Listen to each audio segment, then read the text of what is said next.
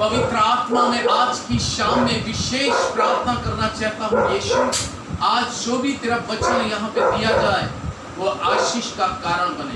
खुदावन को अपने वचन में होकर हम सबसे बातचीत कर, हमारी ज़बान को, हमारे निकले हुए शब्दों को ब्लेस कर, ताकि इस घर के लिए वो आशीष का कारण बने। यीशु के नाम से आमीन। हालेलुया। कहते हैं इस प्रकार से कि वक्त कभी किसी का इंतजार नहीं करता। ये बात सच है परमेश्वर के लोगों कि वक्त कभी किसी का इंतजार नहीं करता, लेकिन अगर खुदा के खादिम पूरी आत्मा और सच्चाई के साथ परमेश्वर की दुहाई देने वाले हैं तो समय को भी इंतजार करना पड़ जाता है। यूं तो कलाम के मुताबिक कहते हैं कि समय किसी का इंतजार नहीं करता, लेकिन वक्त जो है कभी कभी अपने नबियों की प्रार्थना के द्वारा, अपने दासों की प्रार्थना के द्वारा कभी कभी समय क्या होता है, रुकता भी है।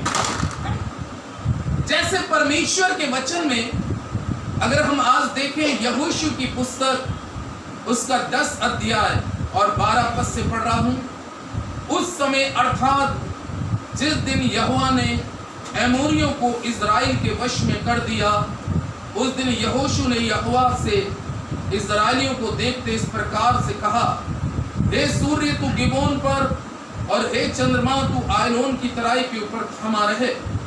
और सूर्य उस समय तक थमा रहा और चंद्रमा उस समय ठहरा रहा जब तक उस जाति के लोगों ने अपने शत्रुओं से बदला ना लिया।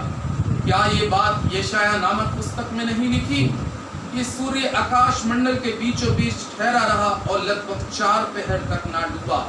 ना तो उससे पहले कोई ऐसा दिन हुआ और ना उसके बाद जिसमें यहोवा ने किसी पुरुष की सुनी हो, क्योंकि यहोवा तो इज़राइल की ओर से लड़ता था। परमेश्वर अपने पवित्र वचन पर आशीष दे, आमीन। और बाइबल हमें इस बात को बतलाती है जो आपके सामने अभी पढ़ा गया, यहोशू की पुस्तक 9 अध्याय और 10 पद से 14 पद तक में। मैंने क्या कहा पहले कि समय किसी का क्या नहीं करता, इंतजार नहीं करता। समय किसी का इंतजार नहीं करता, लेकिन परमेश्वर के दासों के ज़बान पर एक बहुत बड़ा परमेश्वर ने अभिषेक भी दिया, और एक इतना बड़ा अभिषेक हम यहोशू के जीवन में देखते हैं। बाइबल में लिखा है, इज़राइल की तरफ से यहोशू अगुवा होकर एमोरियों से क्या कर रहा था, युद्ध कर रहा था। और बाइबल हमें इस प्रकार से बतलाती है कि यह युद्ध एक बहुत ही गंभीर युद्ध था, क्योंकि इस युद्ध के अंदर में अगर हम बात करें तो कभी एमोरी इज़राइल को दबा रहा है, कभी इज़राइल एमोरी को दबा रहा है। और बाइबल हमें इस प्रकार से बतलाती है, ऐसे करते करते युद्ध एक भयानक रूप में बदलता जा रहा था। लेकिन एक समय क्या आया, परमेश्वर का वचन इस प्रकार से कहता है कि एक समय इज़राइल एमोरियों के ऊपर में बहुत भारी पड़ने लगा। और बाइबल में लिखा है कि जब यहोशू युद्ध के मैदान में उसने देखा कि अब तो 100% हमारी क्या हो सकती है, विजय हो सकती है, जीत हो सकती है। कई बार याद रखिएगा, बहुत सी ब्लेसिंग में, बहुत सी चंगाई में, बहुत से कार्य कभी कभी बनते बनते रुकावट शैतान डालता है। और बाइबल हमें बतलाती है कि यह युद्ध, इसमें अब यहोशू क्या सोचता है कि यह युद्ध अब हम जीत जाएंगे, क्योंकि अब इस समय कलाम में लिखा है कि इज़राइल एमोरियों पर ज्यादा प्रबल हो गया, ज्यादा उसका प्रेशर आ गया, और एमोरियों को भी लग रहा है कि अब निश्चित है हमारी क्या हो जाएगी, हार हो जाएगी। एमोरी सोचने लगे निश्चित है कि हमें अब हार का सामना करना पड़ेगा। और तब परमेश्वर का जीवित और पवित्र कलाम एक बात बतलाता है। बताए क्या हो रहा था?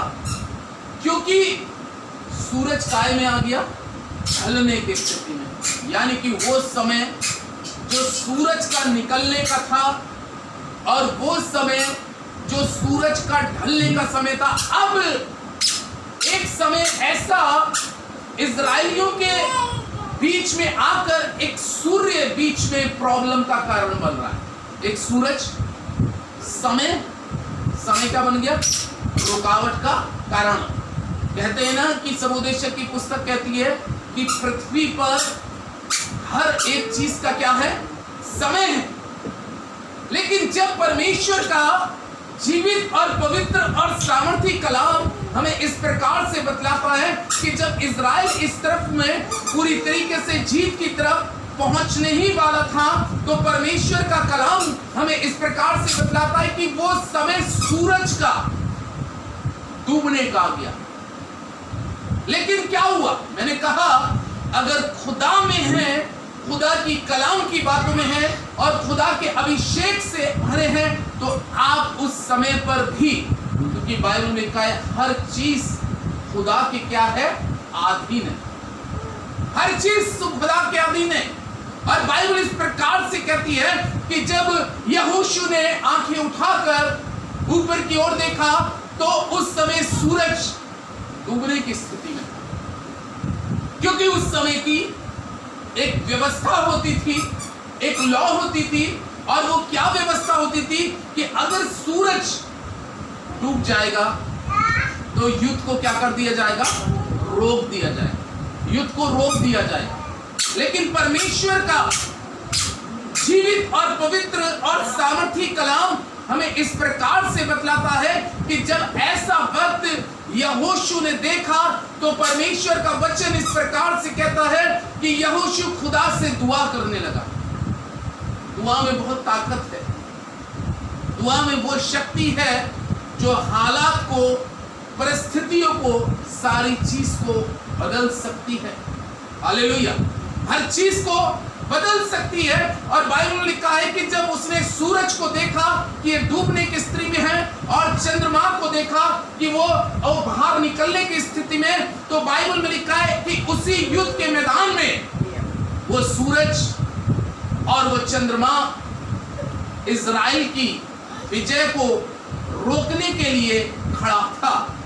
लेकिन क्या आपको मालूम है कि बाइबल इस प्रकार से कहती है और विश्वास की प्रार्थना के द्वारा सब कुछ संभव है। और तब परमेश्वर का वचन में लिखा है कि तब यहोशू ने एक बार फिर से अपनी दृष्टि को परमेश्वर की तरफ किया। और जब यहोशू ने अपनी दृष्टि को परमेश्वर की तरफ किया और परमेश्वर से जब उसने प्रार्थना करी कि, और प्रार्थना में क्या कहा? हे सूर्य तू गिबोन पर और हे चंद्रमा तू आयलोन की तराई के ऊपर में क्या हो जा?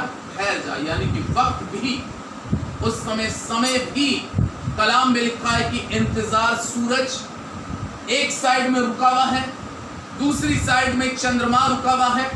और बाइबल में लिखा है कि ये सूरज और चंद्रमा 4 पहर तक, कितने पहर तक? 4 पहर तक वो अपनी जगह पे रुका रहा, अपनी जगह पे ठहरा रहा। बाइबल में लिखा है तब तक ठहरा रहा कि जब तक परमेश्वर का वचन कहता है कि इजराइल ने एमोरियों से उस युद्ध में विजय नहीं प्राप्त कर ली। और बाइबल में लिखा है 4 पहर तक सूरज अपनी जगह पे ठहरा रहा। खुदा के लोगों, कलाम में लिखा है कि ये बात परमेश्वर का वचन में लिखा है कि ये बात ये शायर की भी पुस्तक में आई है कि सूरज चंद्रमा 4 पहर तक रुके रहे और इससे पहले कभी ना हुआ है और ना कभी होगा, क्योंकि हर चीज परमेश्वर के अधीन है। लेकिन एक जगह ये भी लिखा है कि हर चीज का एक क्या है? समय है। यानी कि मैं आपको बताऊं वो समय भी कुछ पल के लिए, 4 पहर तक के लिए जो रुका वो किसके लिए रुका? यहोशू की प्रार्थना और इज़राइल की विजय के लिए। यह है परमेश्वर का वचन। यदि हम परमेश्वर के वचन के अनुसार अपने जीवन को चलाएंगे तो निश्चित है वो प्रार्थनाओं के द्वारा परमेश्वर ने कलाम में लिखा है कि उसने वो सामर्थ, वो शक्ति आपकी जुबान में दे रखी है कि उसके बल से आप सूरज और चंद्रमा को भी अपने अधीन कर सकते हैं। यानी कि उसने हर चीज पर आदम को क्या दिया था? अधिकार दिया था। और उस अधिकार का आज हमें प्रार्थनाओं के द्वारा, विश्वास के द्वारा इस्तेमाल करना बहुत जरूरी है। खुदा अपने वचन पर आशीष दे। आमीन। दुआ करें। प्यारे खुदावंद, हम बड़ी नम्रता और दीनता के साथ